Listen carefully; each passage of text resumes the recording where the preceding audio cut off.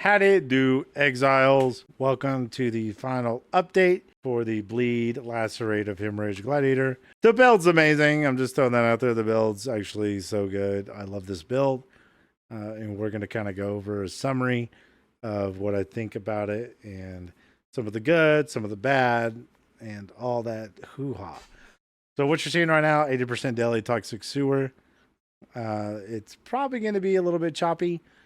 Unfortunately, because sadly, Delirium and my OBS do not mix. I mean, as you can see, 80% deli is kind of a breeze, and we remain super duper tanky thanks to the Shaper mod on the shield that we recover 4% of life when we block. We did end up, when we got the new chest piece, over 5k live, so I was super excited about that. I was really worried that we were going to stay like the 4900-ish range.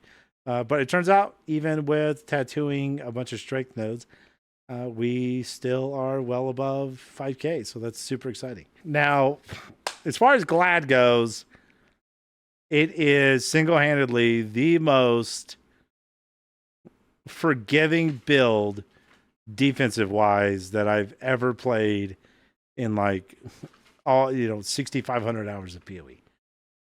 I mean, it really is a joke how good it is. Lucky Block is absolutely insane. And I truly hope it stays in the game because it really propels this ascendancy to new heights comparatively to what we have to offer as far as ascendancies go. And I'm not just talking like general defense.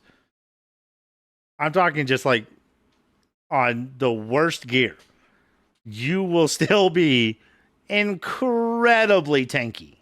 Just incredibly tanky, right? Trickster is overall tankier, I reckon.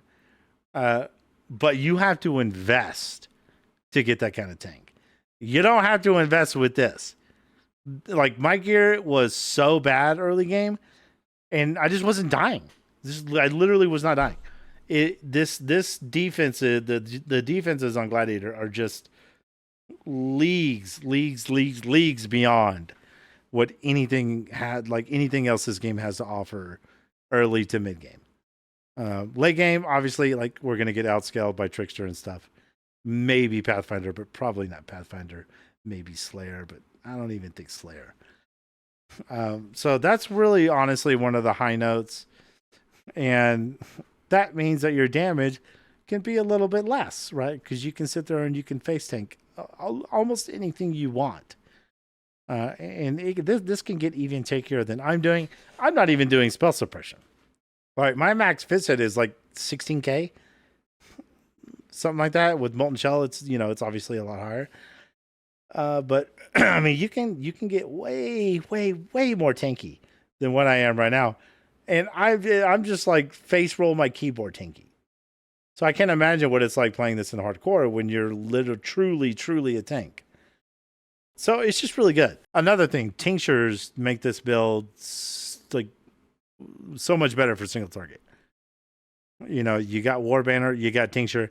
Both of those are really incredible for helping out with your bossing damage. I had the easiest Shaper fight I've ever had. The easiest Cyrus fight I've ever had. I mean, everything about this build is just easier. I don't have to think too much. I just spam and fish for a big bleed. It's really nice. One of the really terrible things, unfortunately, as you can see in this video, the clear is pretty damn terrible. It's real bad. Okay, I'm not going to say real bad because we do have pops. But this is not a very fast mapper. It's not a very good Delirium farmer. There's so many better builds out there for Delirium. It's pretty good with Blight and a lot of other things. Great for Betrayal, right? Super good for Betrayal. But, somehow we've kind of made it work. And part of the reason why it does work is Toxic Sewer, right? You have these narrow corridors that are really built for good pops.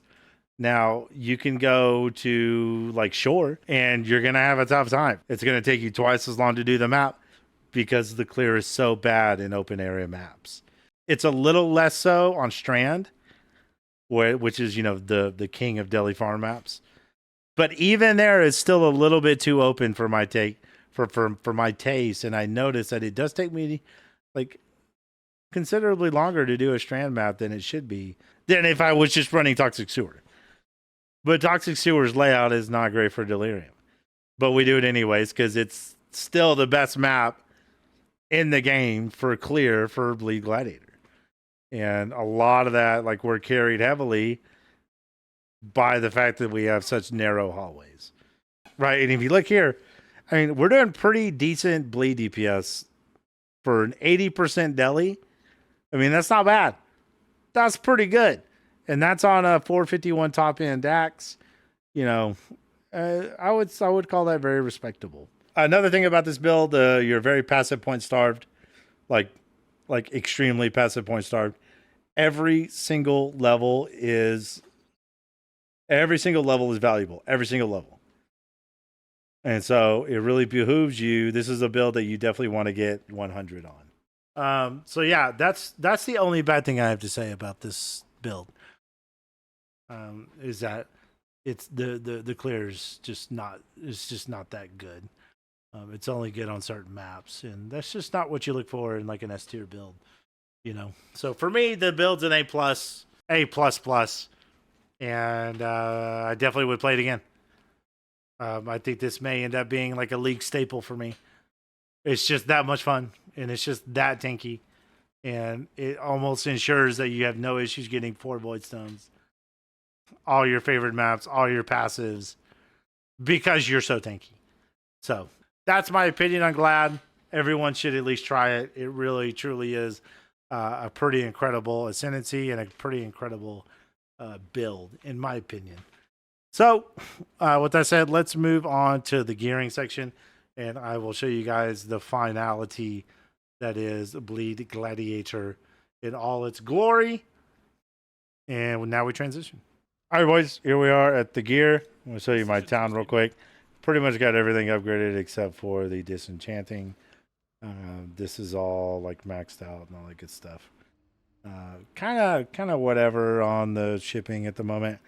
The town, I'll get into it a little bit later when I kind of flesh out a better mapping build, because this build just, quite frankly, isn't the best mapper. But let's talk about the gear. This build is now 100% fully fleshed out, save for 2 to 3 items. Maybe more, depending on how nitpicky you are about implicits. But we're going to start with the axe. So how I ended up crafting this axe was Horticraft Station, reforged rare item with random modifiers, including a physical modifier. It rolled with the dot multi, and it works. It works. It's a seriously good weapon. I love this thing. You'll notice that this axe is only a 368 DPS axe, and we do attack decently fast. Because we use multi-strike. You could honestly probably not use multi-strike if you didn't want to. But I do it to fish for higher bleeds, and it just, I don't know, it makes the build feel considerably smoother, in my opinion. A more ideal axe for this would be to dip on the strength and run with attack speed. But I kind of like having the strength for reasons that I will show you here shortly. So it's got really good top end, 451. I've tried my hand. I've probably spent 6 or 7 div trying to make a better axe. Nothing really came of it, so I just kind of gave up. This is doing everything that I needed to do. It has got us all of our kills. The other thing I haven't done is the feared, which I will eventually do, probably on this guy because he is so tanky, to get the feared finished in our last bit of passive points and our last favorite map slot. So, the same ring as before. I dropped this in Act 10. Thing is still good.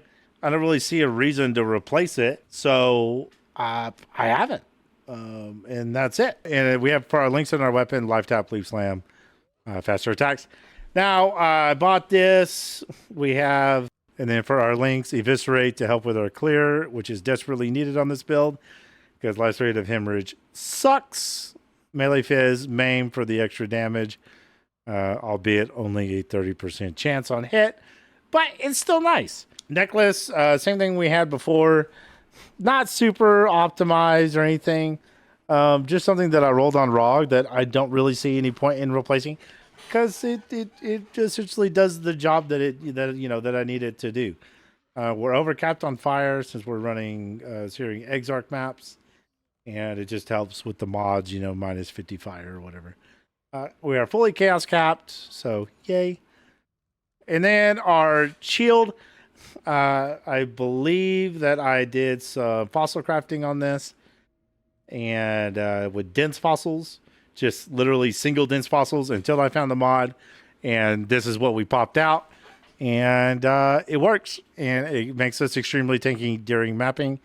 And our links are Life Tap, Vulnerability, and War Banner. Then we have this ring, because we needed some ant. Unfortunately, we didn't get a good life roll, but this will have to suffice. We also have life and mana modifiers on both of our other pieces of jewelry. These are the boots that I went with. More chaos, more armor. It's not the best base, but they were a pretty good price. And then our links on this one are an Enlighten, Summer Skitterbot's Pride, and Herald of Purity. Now, you notice we only have a 40 mana, but that's also because I'm not done leveling up the Enlighten, which we will be done soon, which will also be level 96, and that should help out. Same belt that we had before. I opted not to do a Rizlatas. I did drop one, like a really good one, but I don't know. I kind of like having all this extra res in case I need it, so we can run LE weakness maps and stuff. So I just opted to stay with this. There's no really big rhyme or reason. I just didn't want to do Rizlatas Coil and make fishing for bleeds even tougher, even though it does wonders for our damage, literally millions of DPS. But I feel like the build's in a really good spot right now. The build can do 80% deli maps, fully juiced out scarabs, damn near to the max, and 80% is it's literally an absolute breeze. It's zero issues whatsoever. 8 mod map setup. It really is a dream. Bought these as well just to help out our bossing damage a little bit. So I decided to go for some Impale. Kind of helps out with the max hit a little bit. This thing absolutely rocks on bosses. I love this tincture. The tincture is amazing. Everyone should be running a tincture. They're extremely strong for single target. And then we have a nice little quartz flask with some reduced curse effect and duration. Granite with armor. And then a Quicksilver with some movement speed. Beyond that, that's the build. It is done. Excuse me. For our links, Molten Shell, Life Tap, Blood Rage on automation. I don't really care about cast 1 damage taken. We're already tanky enough. So I'm just going to let it run its course at level 20. And, if it's up when we get hit, it is. If it's not, well, then it's not. Now, for our 6th link, we have Lacerate of Hemorrhage, Ruthless, one of our best bleeding damage supports. Awakened Melee Fizz, Multi-Strike, Volatility, and Awakened Brutality. Now, something interesting to note. You guys are not going to believe this. On my journey to getting a 2120 Lacerate of Hemorrhage, I bought 17 Lacerates of Hemorrhages, vowed all of them, and on the 17th try, we finally hit it. And I bought them at 110 chaos a pop. The good news is I sold the 2020 variants, which was 14 of them for 85 chaos a piece. So we made some of our money back. This is what is this going for? This is a 5.5 div right now. Right. So we ended up still making some money, but be very careful, when you're trying to get 2120, because you could end up in my situation and become very, very, very unlucky and have it take upwards of 20 tries just to get a 2120. Now, according to my POB, 2120 is technically more damage than a 2023, but only slightly. So if you do end up with a 2023, I would just run with it. Honestly, I would just be happy with what you got, unless you feel compelled to get a 2120 like I did. At a certain point, I was just I have to do this out of principle. Now, as far as our passive skill tree goes, we do have, I believe, 10% chance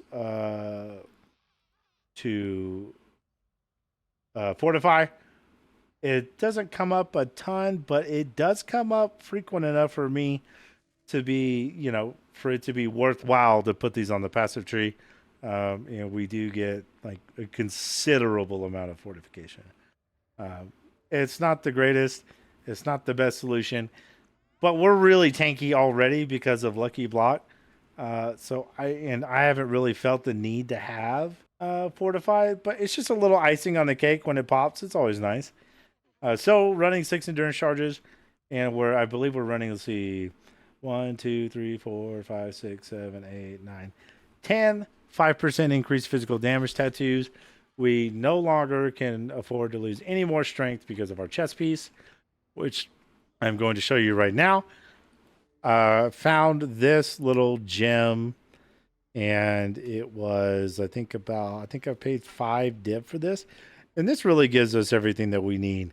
We needed the res, we wanted the armor and the life, and most importantly, we really wanted the 8% additional physical damage reduction, just to make sure that we're as close to the cap as we can, and we're not relying too much on our endurance charges.